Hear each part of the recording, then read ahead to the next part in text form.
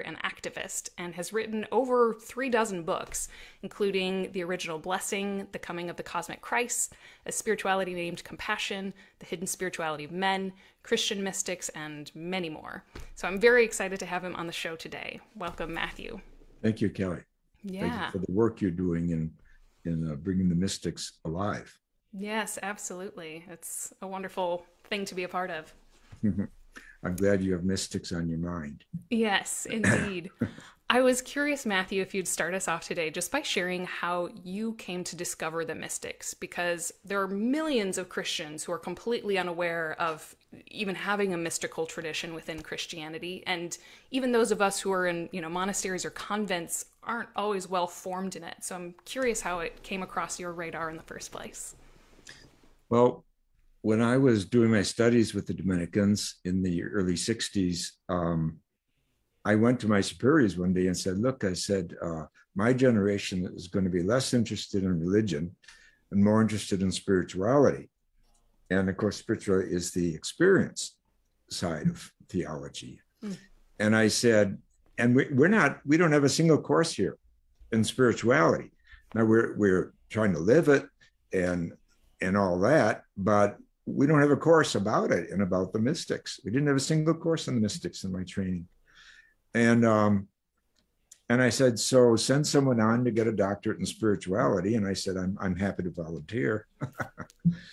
So a couple of years later, they came back to me and said, well, good news. The provincial council says you can go to Europe and get a doctorate in spirituality. And then we thought about where to go. And I wrote Thomas Merton and asked him, should I go? And Thomas Merton sent, the Dominicans thought I was crazy to write him, but I'd never hear from him. 4 days later, I got a full-page letter saying, go to the Institut Catholique in Paris. And so I showed it to them and said, so now I know where I have to go. Oh, no, they said, we can't send you to France. I said, why not? We never sent anyone to France who came home again, they said. Everyone wants to stay?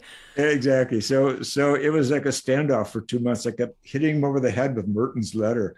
And finally, they said, okay, get out of here, go to Paris. Then, of course, years later, they regretted that I did come home, but that's a whole other story. I mean, the mystics are poets and poets of the soul. And I was drawn to them, of course. And but I'll tell you, like Meister Eckhart, who's one of the greatest of the mystics of the West and was a Dominican, I never heard his name once, all my 10 years of training as a Dominican. But I discovered Eckhart this way. I'd published a couple of books, and then I read a wonderful essay by Coomaraswamy, the Hindu scholar, on nature and spirit and so forth. And in it was a chapter on Eckhart. I read that chapter and I said, oh my God, there were sentences from Eckhart that I had published in an article that year. I couldn't believe it. It scared me. I put the book on the shelf. And then a couple of months later, I gingerly tipped over to the book again and finished that article. And then I had a conversion, like, oh, here's a buddy, here's a friend. I want to know Eckhart better. Then I had an operation from a serious car accident. And during the operation, Eckhart came to me. And we were walking together on the beach, the most transcendent dream of my life. And we didn't say anything. There was just silence. But when I came out of my ether or whatever it was, I said to a friend who was at the bedside, I've just been walking with Meister Eckhart on the beach. And that's when I really plunged into Eckhart. And then he brought me to Hildegard and the gang, Julian Norwich. And of course, Aquinas had studied for years with the Dominicans, but they never mentioned his mystical side. I mean, they never did anything with it. They have mentioned, oh, he was also a mystic, but no one had developed it. And they didn't know what questions to ask. And notice, even in trying to study mysticism, I had to go to France. I couldn't, Merton didn't recommend any university in the United States. He did mention McGill in Canada. But, the American church has been much more pragmatic, I guess you might say. But as you say, we've missed a depth dimension to who Jesus was, who was a mystic, and a nature mystic, a creation mystic, out of the wisdom tradition of Israel, which is creation spirituality, pure and simple, and the prophetic tradition, which is part of creation spirituality. And it was in Paris that I met my mentor, Père Chenou, a wonderful 75-year-old Dominican at the time. It was the last year of teaching that. And he named the creation spiritual tradition and the fall redemption tradition. And for me, that was like Paul falling off his horse. It just answered all my questions, because I was there in the late 60s. And the big question in my mind was, what's the relationship between mysticism and social justice? Is there a relationship? Because I didn't see anyone making the connection. And Chenou answered it for me. In the fall redemption tradition, there is no connection. It's dualistic, and they don't want to connect the prophetic, and they talk about purgation, illumination, and union. But I found the four paths of creation spirituality, which I found in Eckhart, they absolutely marry social justice with mystical spiritual grounding. Mm-hmm. So yeah, that's been my work ever since. Yeah, and I find that really interesting, because you'll find, at least, you know, having come from the Catholic tradition myself, like they'll speak frequently of the contemplative and the active being married together, but I feel like it's also somewhat rare, except maybe in more progressive circles, to actually see that incarnate. You know, it's like on the one side you get maybe some people, maybe you got some Carmelites or something who are actually talking about the contemplative tradition, and then you have some people who are doing social justice but maybe don't have that deep rootedness in the mystical or in, you know, the spiritual life, really. Why do you suppose that is? Why do we separate them so much? Well, for one thing, I think it's part of the modern consciousness and part of the age of Pisces. The age of Pisces, through which the Christian church has existed exclusively until our lifetimes, the age of Aquarius. Pisces is symbolized by two fish swimming in the opposite direction. So I think there's a lot of dualism in the age of Pisces and in, obviously, modern consciousness. Because modern consciousness, Descartes, I think, therefore I am. What? You think your thinking makes you exist? I apologize, but there's 13.8 billion years of history that have brought you here, Mr. Descartes, and made life possible on the planet. So really, let's get out of that egoism. So I think that's one of the reasons. The other is political, of course, that politicians don't want to hear about love and compassion and justice. It can often be, I mean, some do, but many don't. Those who represent those who are doing very well in the present system, in the building of empires, they don't want to hear about original blessing. They want to hear about original sin. They don't want to hear about the empowerment of creativity, that everyone is an image and likeness of God, and therefore has something to share. And they don't want to hear about justice and compassion. They want to hear about charities and non-profit tax write-offs. But they, you know, and so like Thomas Merton, you know, for 18 years in the monastery, he wrote exclusively really about contemplation and all that, and he did a good job. But in 1958, he met Suzuki, the Zen Buddhist from Japan, who brought Zen Buddhism to America.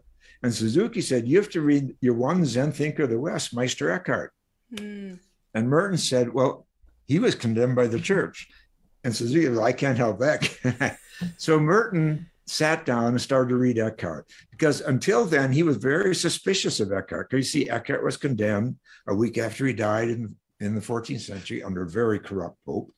And as a result, he banished essentially from theology. Philosophers took him up, but not theologians.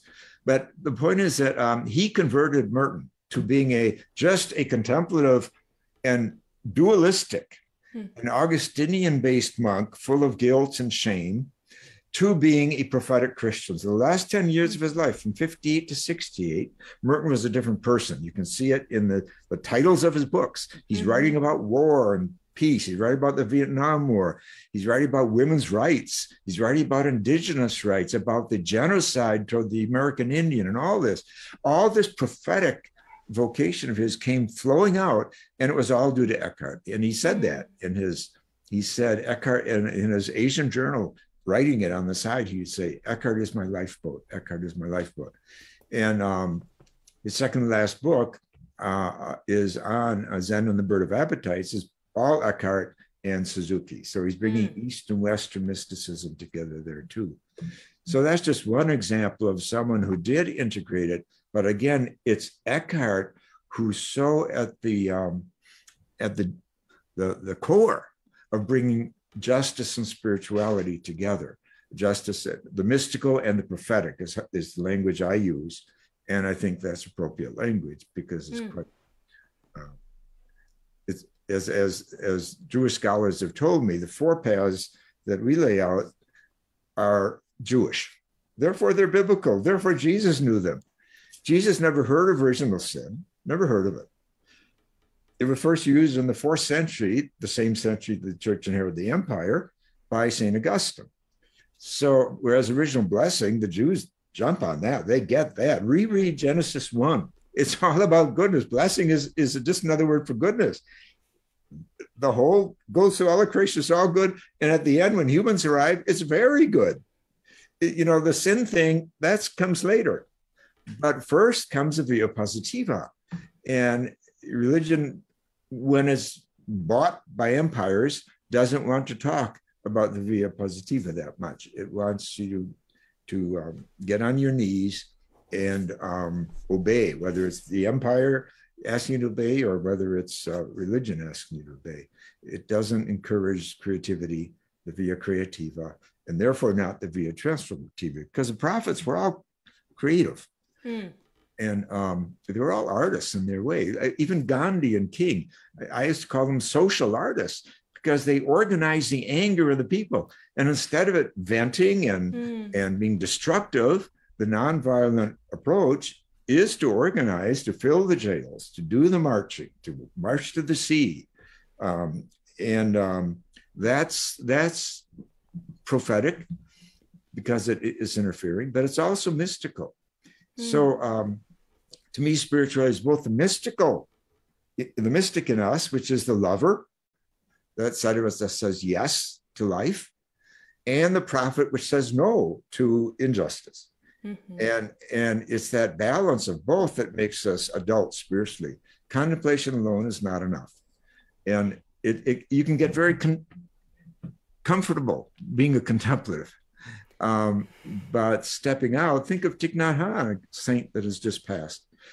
He was both. He had to invent a new word, engaged Buddhism, because in his tradition too, it was, after all, he broke with his own country about the war, the Vietnam War. He was against both the North and the South. That really made him a lot of friends.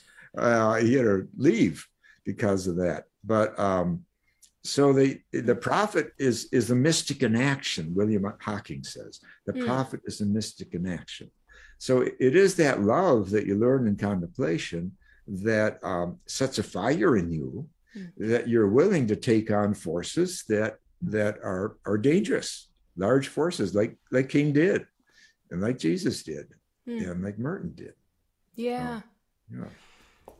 You're really well known for this creation spirituality that you've mentioned a few times. And for people who are not familiar with that, I mean, you've explained a little bit of it, like in Genesis and the original blessing, but how would you describe it in a couple sentences for people who are unfamiliar with that and how it might be distinct from especially the form of Christianity that they've received?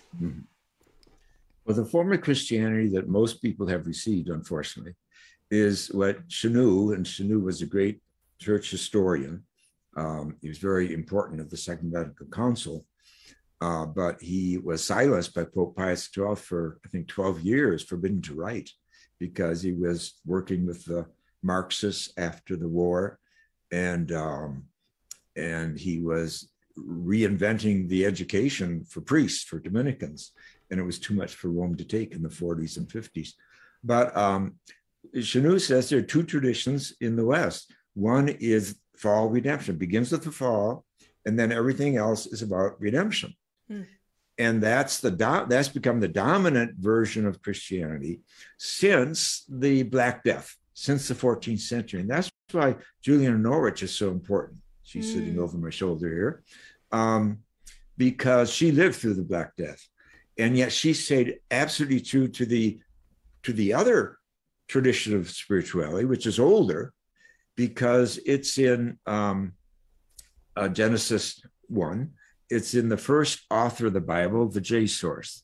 And the Jewish tradition, it talks about sin, of course, but it doesn't begin with it. Mm-hmm. It begins with what I have called original blessing. Aquinas has a phrase, original grace, which is beautiful, and original goodness. He has a phrase, original goodness, which is wonderful. It's the same thing as original blessing, though I got condemned for original blessing and he didn't, but what can you say?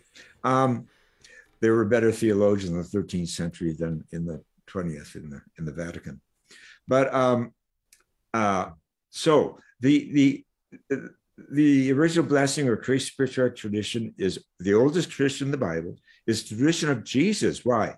We now know that Jesus comes from the wisdom tradition of Israel and the prophets, but the wisdom tradition includes the prophets. Wisdom is a friend of the prophets, says the wisdom teachings in the Hebrew Bible. So that means Jesus comes from the creation spiritual tradition, because that is finding God in nature. There are many scholars who believe that Jesus was forbidden to attend the synagogue on the Sabbath because he was considered illegitimate. Therefore, when others went to the synagogue on the Sabbath, he went out to nature. And check it out, how much of his teaching, all of his parables, are saturated in his keen observations about sparrows that fall from trees and seeds that grow, mustard seed and big trees and little trees, and the sheep and the goats and the lilies of the field. I mean, he's saturated. And of course, he was a peasant farmer. His family was a peasant farmer, and he was a craftsman. His father taught him the trade of wood carving. So that's who he was. And of course, he was a parable maker. He was an artist, therefore. He was a storyteller and a great artist. He didn't go through a seminary, and he was most likely illiterate, in fact. He wasn't busy reading. He was very busy hearing and observing and listening to people's stories and suffering and the rest. So this is a tradition of Jesus, but it's also a tradition of all these great mystics, and especially, and of course, the Celtic tradition. The Celts settled down the Rhineland and all the way into northern Italy, which is why we have Francis of Assisi, and into northern Spain, which is why we have Saint Dominic. And I call Hildegard of Bingen, because she lived most of the 11th century, or excuse me, the 12th century, the 1100s. I call her the grandmother of the Rhineland mystic movement, because she was the first, if you will, since the Scotus Origena, the 9th century theologian who was Celtic, who taught in Europe. But then after Hildegard, 2 years after Hildegard died, was born Francis of Assisi. Well, he's creation-centered. And then following him was Thomas Aquinas. He was creation-centered. He says, the most excellent thing in the universe is not the human. The most excellent thing in the universe is the universe itself. That's from a doctor of the church. And then comes Mechtilde Magdeburg, who was a Beguine. And that was a women's movement of the 13th century. And they were hounded and screamed at by men all over. The Pope condemned them 17 different times because they were women who did not choose to get married and did not choose to live as nuns. At that time, a nun had to be behind a cloistered wall. They lived in the cities, especially with the people, especially the young, serving the young. They didn't live with them, they lived with each other. But she was a Beguine and hounded a lot. And then comes Meister Eckhart, who was very close to the Beguines. The Beguines, in fact, wrote down his sermons in German. That's where you have his sermons.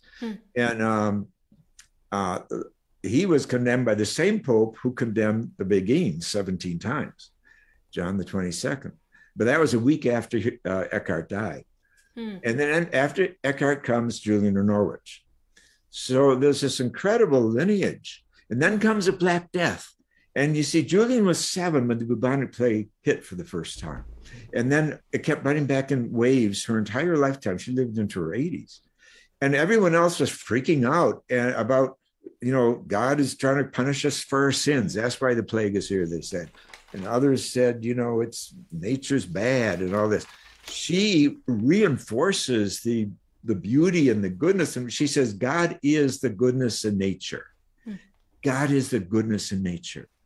And the dualism of St. Augustine and the original sin and the fall redemption tradition came back in a wave, you see, during the bubonic plague. They had no scientists to promise a vaccine or explain where it comes from. They didn't have a word for virus. So they were all upset. So Thomas Berry, the great geologian, says that the creation, what killed creation spirituality in the West was the bubonic plague.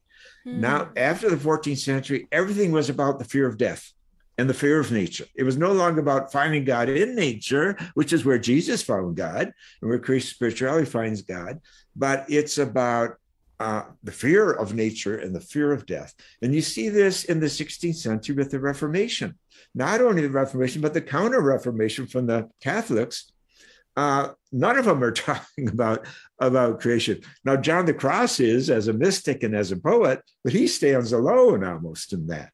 And so much of religion in the West since the 14th century has been this depressing redemption thing, and not about the theophany, the God experience that nature can be.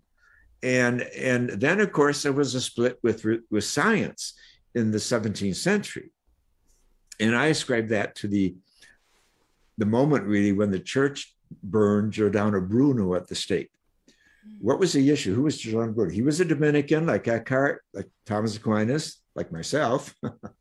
And he was burned at the stake. Why? Because he was preaching Copernicus, a scientist of his day, just like Aquinas was preaching Aristotle, the scientist of his day, who had just been discovered in Europe. Thanks to the Muslims, by the way, who translated him in Baghdad and into Latin, and thereby he came into Spain and then into Europe. But so Bruno was burned at the stake because of his firm affirmation of science. And so I think there was like a truce. The scientists said, hey, these believers are kind of scary. They not only burned him at the stake, they cut his tongue out first. They tortured him. And so, and that was done in the Jubilee year of 1600 and by the Inquisition. And Cardinal Bellarmine actually was behind it. And so the scientists said, let's make a truce with the believers. Why don't you guys take the soul and we'll take the cosmos? Oh, goody, goody, said all these people trained by Augustine that nature is all fallen anyway. Who gives a darn about nature? And so living out that dualism, they say, oh, we'll take the soul. Well, what's happened since? Since we've had this schizophrenic Homo sapiens, where you have the scientists discovering the power of the universe and then turning to turn it into nuclear weapons and machines that can deliver them. So that's pretty darn scary. And then we've had religion becoming more and more silly and more introspective and really sick. Just this week, there's a thing about, I mean, it's funny, but it's unbelievable.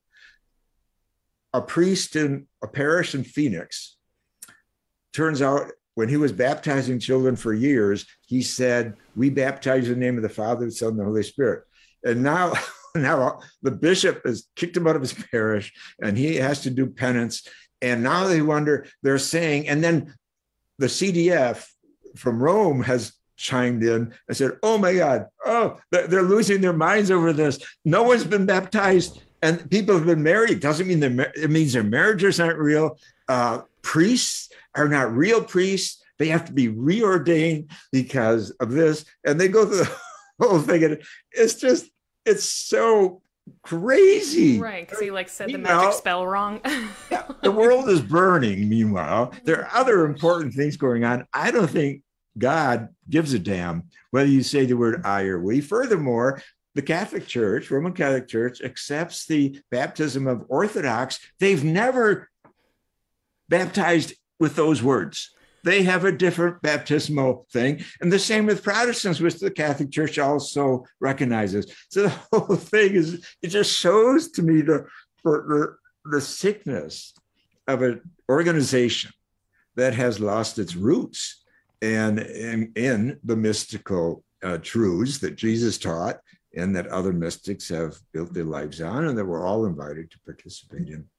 So meanwhile, though, the good news is that science has thrown over the mechanistic view of the world that it had during the modern era and the dualistic view. And frankly, there are a lot more scientists today who are mystics, and I have met a lot of them, than there are bishops. And so the truth is that science and spirituality are linking up again in our time. And quantum theory and all the rest is rediscovering not only the mystery of the universe, but the beauty, of course. And now this new telescope, the Webb telescope, the new creation story, all of it feeds our sense of awe and wonder, gratitude and reverence, which is the via positiva of the mystics. It's the first stage of mysticism.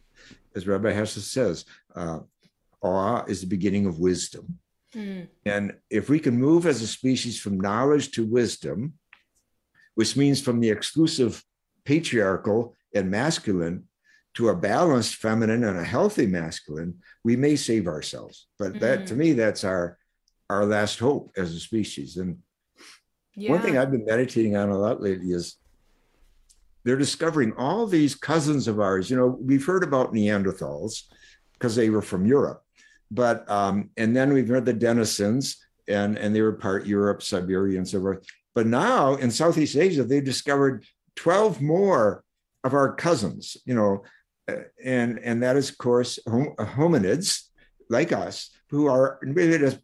But the point is, we now have 14 by name that I know of anyway, and we're discovering more all the time. But the point is, the bottom line is, they're all extinct except us. 13 are gone. We're, you know, and we're facing our own extinction. I think that information we're getting puts this context of our species and its religions and its education and its empires and all that into context that, you know, the odds are that we'll go the way of other hominids. They all had failures and didn't make it. And we've been, you know, very resilient and very successful as a species for 300,000 years. But hey, we're on the verge of ending it all. And when religion gets all tied up, and whether you say I or we, and freak out, and oh my God, it's really a joke. But it's a scandal too, tremendous scandal. And it shows the sickness of institutional religion and why so many young people are just turning their back on it. There's more important things to worry about. Yeah, I was gonna say, like, I feel like those who are listening can probably relate to a lot of that. You know, following the letter of the law instead of the spirit of the law, where it's like, oh, make sure you do things right. And like, you know, there are just so many pieces there that something interiorly says like, really? Is this, is this really what it's all about? Meanwhile, there are people starving and, you know, the planet there's so many other things going on that seem more. And Paul himself, who was a great mystic, said the letter kills, the spirit gives life. Like you said, that's the literalism. And it's taken over so much. It's not just religion that's suffering from this. I think a lot of the legal profession is about nitpicking and you know, is very distant from justice. It wants to claim it's close to justice, but rarely is it. I think it's a game that lawyers play, a one-upmanship, and as part patriarchy, I see as the problem. You want to talk about original sin? I think it's patriarchy.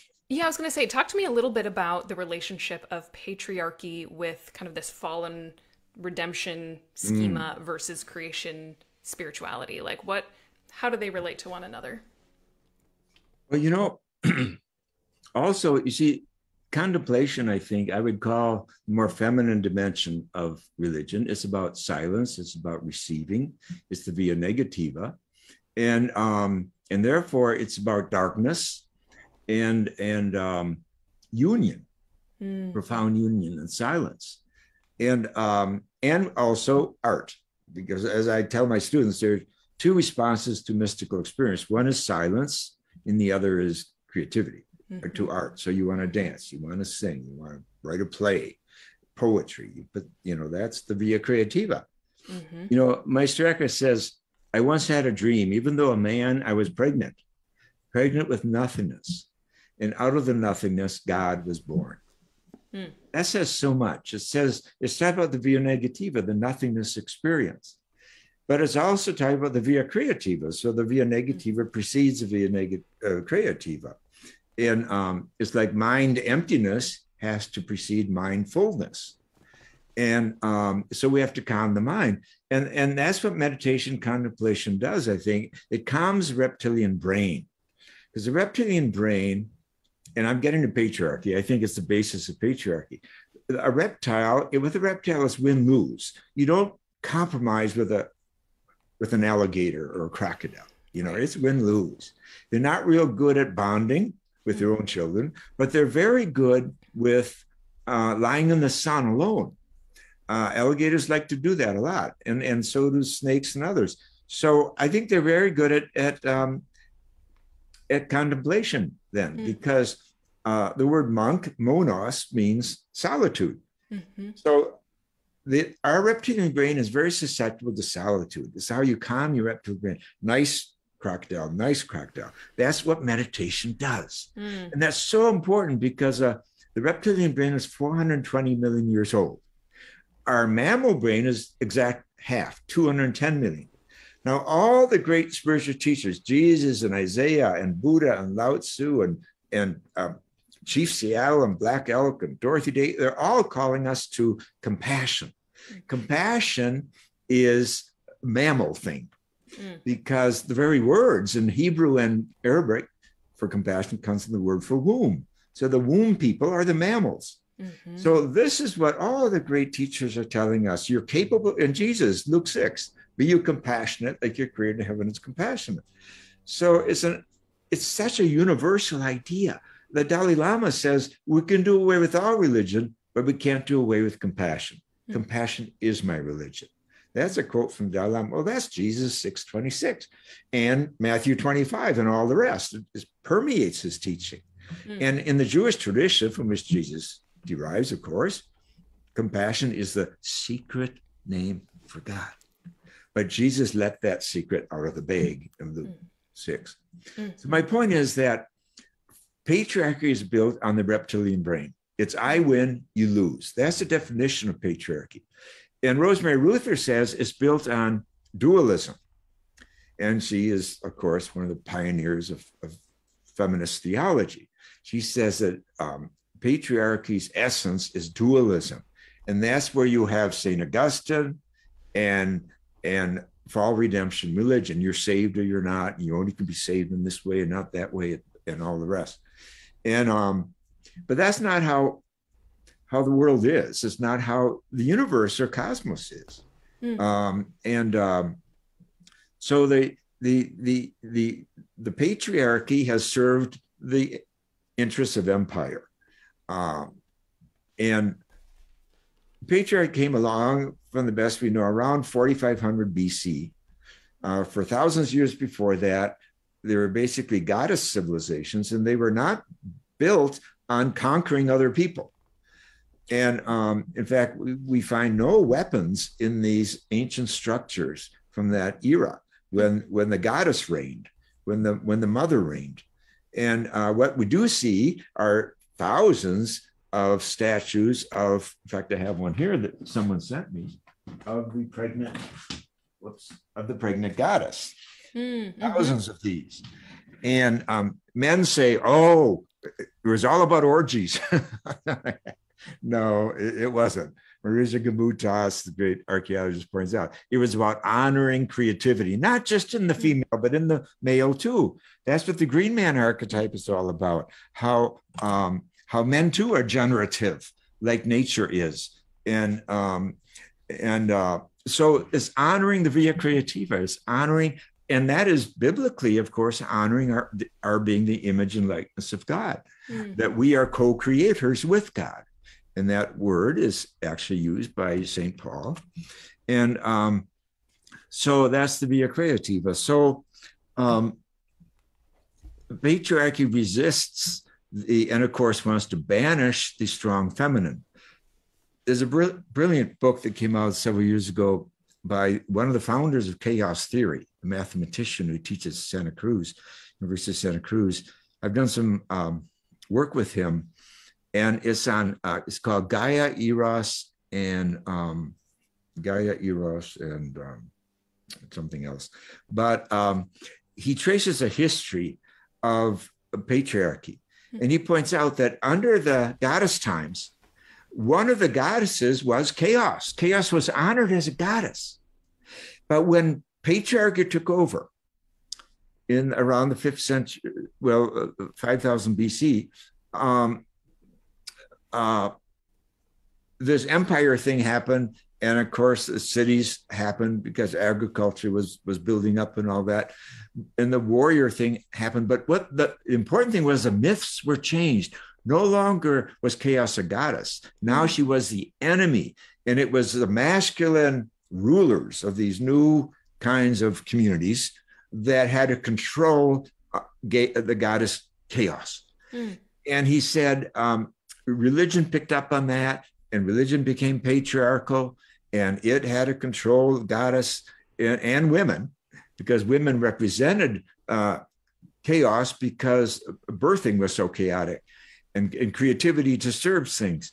And he said this went on for centuries until the 18th century. Science said to religion, we're smarter than you guys. We'll take over and we'll control chaos. And so it did until the 1960s, when chaos theory came through in science, and this just flipped science. That, oh, wait a minute, nature itself has all this chaos going on. For example, the imperfection of the planets in their ellipses, or of course the weather, that there's chaos built into all of nature.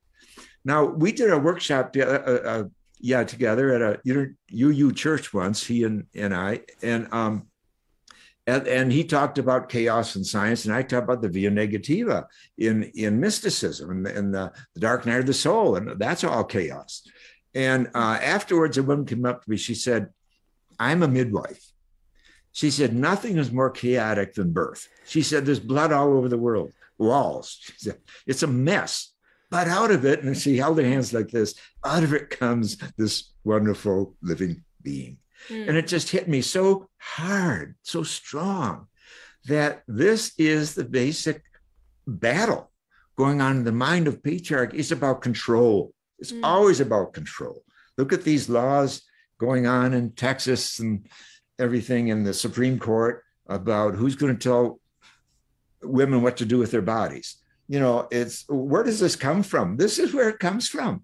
That patriarchy is built on dualism. It's built on control, it's built on the reptilian brain.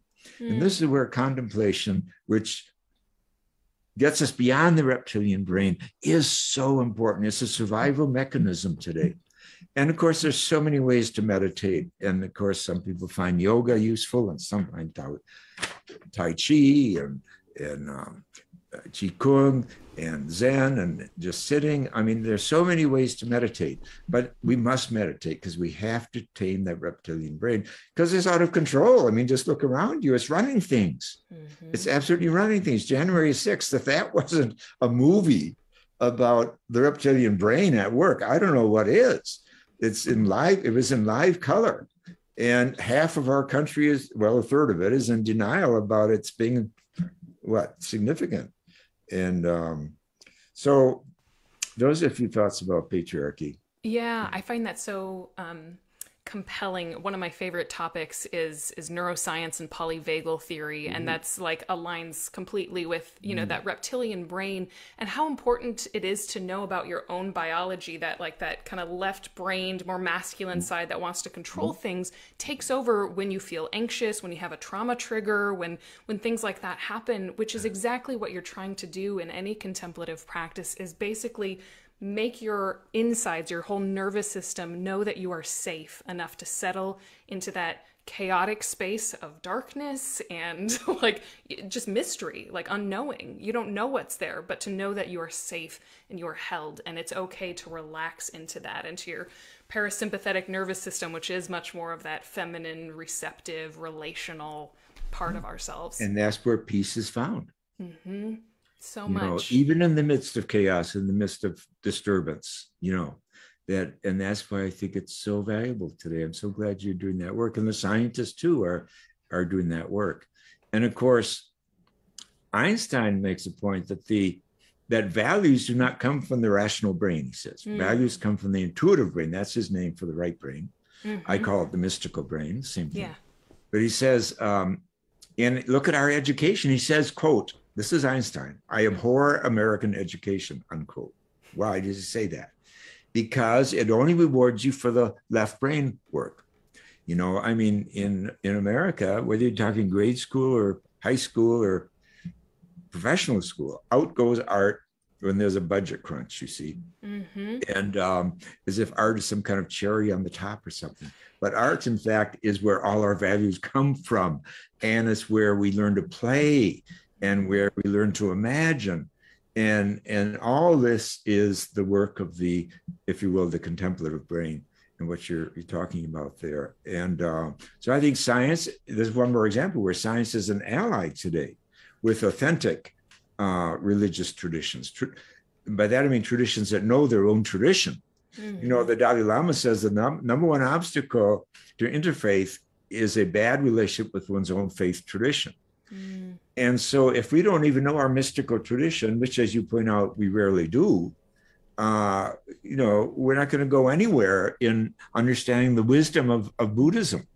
But this is what's so wonderful about great mystics in our time who were pioneers in deep ecumenism, like Thomas Merton or Father B. Griffiths, who, of course, talks eloquently about the feminine side of our natures, which are so more developed and appreciated in the East than in the West, because the West had been so busy making empires and killing the indigenous people, for example, in the name of Christ, I guess.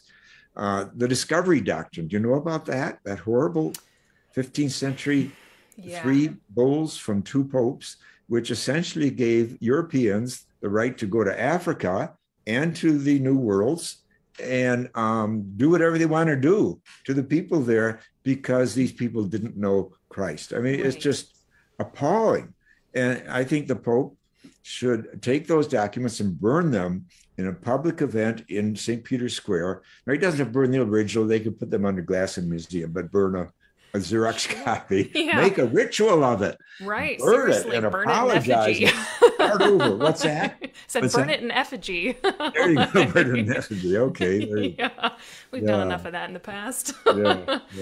Goodness. Yeah. Gosh, I feel like I have like 10 million questions that I want to ask you, and I know we only have a few minutes left. So in the future, we'll have to ask, I'd love to ask more about Aquinas.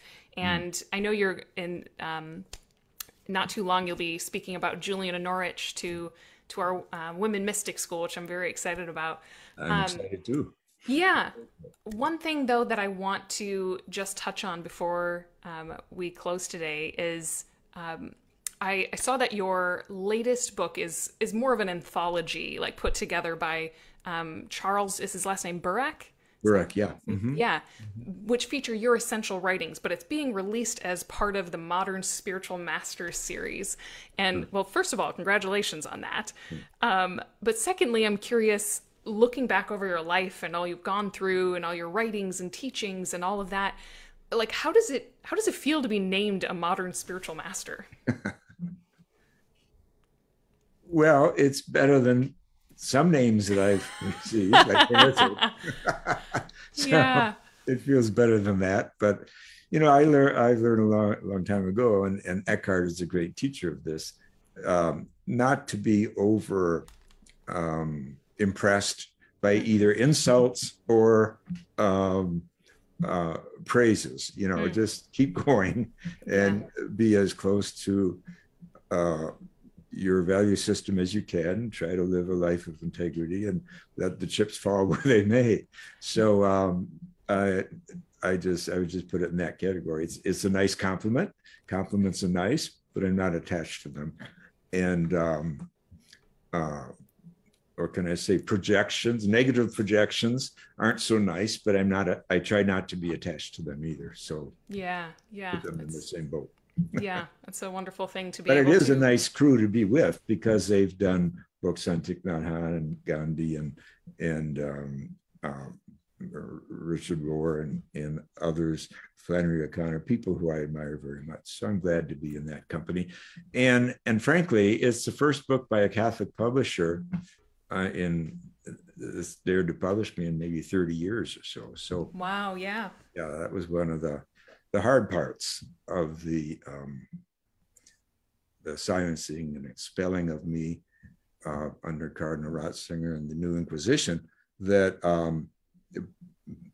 you're excluded. Like people told me these stories that when I was whatever I was, condemned or something, that vans drove up to their church library and took out all my books. And the same thing, they did that at Catholic bookstores. It took out all my books.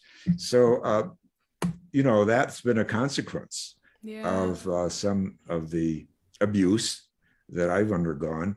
And 108 of the theologians who I name in my book called The Pope's War, because they did this something similar to 108 theologians around the world. They killed theology, and that's a quote from a professor at my alma mater, the Institut Catholique in Paris, that under JP2 and Benedict XVI, they killed theology, certainly in Europe. Now they're wondering why no one's going to church in Europe. There might be a connection. Again, it's the control compulsion that burns heretics.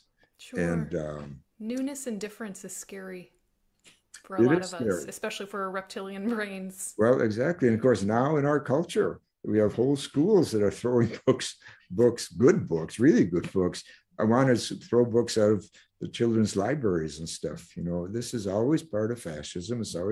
Fascism is kind of the control compulsion in its political expression. And as is, of course, right-wing religion. And so this control thing, once it's like going down a hill. Once it gets going, it really gets going in the culture. So the idea that they want to throw Toni Morrison's books out of high school libraries is scary. And this is a big part of what went on in Germany in the 30s too. Yeah. So it's not unfamiliar. It's a déjà vu, and we should be aware of this and act paying attention. Yep. Yeah, history definitely repeats itself, especially when we don't pay attention. Exactly. Yeah. Well, Matthew, if people want to learn more about your work or see all of your numerous books, where's the best place for them to go? Well, my webpage is matthewfox.org. And I have a daily meditations with Matthew Fox, which is free and online. So you just go to that, daily meditations with Matthew Fox. And just thinking, this week I've been writing about the Black Madonna, because a friend of mine just came out with a new book on the Black Madonna that called God is a Black Woman, Christine Cleveland, wonderful book. And a friend of mine came out last year with a book on the Black Madonna, which I wrote the foreword to, Healing Journeys with the Black Madonna, by Alessandra Belloni, who comes from southern Italy, where they still have a lot of the Black Madonna rituals going on and everything. So I mean, the Black Madonna is coming back today. And I mean, I hear a lot of people who told me their dreams. She's coming in their dreams. I've had experiences with her too, because she's so representative of what we need today for healing. First of all, she's Black, so the whole issue of racism is raised there. And of course, we all come from Africa, so the Black mother is the grandmother of all of us. But also she's about the cosmos. She's a cosmic Black mother, and she's about grief and suffering, but also about celebration and disturbing the peace, false peace. So there's just a lot that she is an archetype about. And, Jung says that archetypes return when we need them. And I really think she's a very important archetype today. So that's what I've been working on the last week or so. But I've also been working in the context of the sacred masculine. We have this distorted masculinity, this toxic masculinity, this patriarchy running the world, but there's a healthy masculine too. And we must team that up with a healthy feminine. And that's why the Black Madonna is so important too, that she represents a healthy feminine. And Julian, who was the first to really develop in a richest way of all, the idea of God as mother. And so that's all here too. So, but we have to clean up the masculine if you're going to survive as a species. And we have to assert the healthy feminine for the very same reasons and the values that can be found when they link up. So one of the chapters, one of my books is on marrying the green man, which is one of the archetypes of the healthy masculine, with the Black Madonna. We should have a ritual around that. That would be a new level of consciousness for Homo sapiens, I think, for our survival. Yeah, it is. I mean, I feel like we could also talk about that for hours too, just the archetypes. And I think there is such a surging interest in the sacred feminine. And that's one of the reasons why I'm so excited about this women mystic school, you know, to be able to really affirm just both the light and the darkness of like the feminine archetype, you know, both the nurturing, the gentle, the receptive, but also kind of that fierceness. Fierce, absolutely. It's incredible to see in so many, like Hildegard. Whoa. Like, you know, so many of them were just so, or, you know, Catherine of Siena. I mean, I think basically every female doctor of the church has like told the Pope what they think. You know, even little Therese was like, I'm going to speak up even if they tell me not to, you know. Like, that's true. And Hildegard wrote letters to the Pope and to the Emperor. She told the Emperor to man up and that pay more attention to justice and all that, quit being like a baby. She said this to the Emperor, whom she had met once, in fact. Yeah. So anyway, these women are so important, and they can help to empower women and healthy men today as well. Yes, absolutely. If anyone listening wants to join us for the Women Mystic School, check out womenmystics.org and feel free to join us. Matthew's live class will be on May 7th on Julina Norwich, and I'm very excited to hear it. Well, and anybody who wants to join us later, it'll be recorded too. So that's great. I'm glad you're in school like that. Yeah. Well, Matthew, thank you so much for joining us today. I feel like I was scribbling notes as you were speaking, but I feel like I'm going to have to listen to this again because there's just so much in it. So thank you for sharing. Okay. I hope I didn't talk too much. No, it was wonderful. The questions are good and they got me going. Yeah. No, we appreciate you joining us today. So thank you.